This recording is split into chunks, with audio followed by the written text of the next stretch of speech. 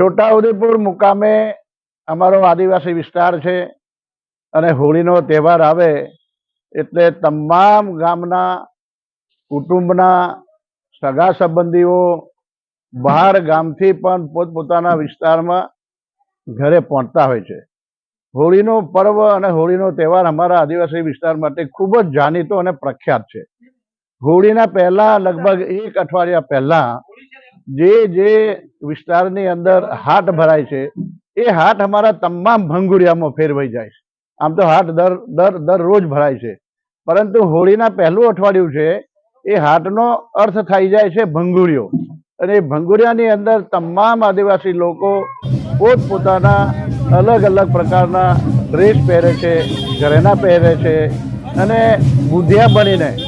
એ લોકો પૂજા પર રાખે છે। હોળી પહેલાં પૂજા રાખે છે અને એ પૂજા રાખતા રાખતા હોળીની અંદર એ લોકો ચૂલ ઉતરે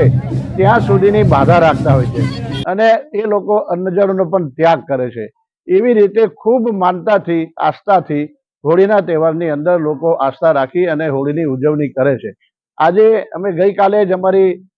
પોસ્ટ ઓફિસ આગળ મહારાજા જ્યારથી હોળીની ઉજવણી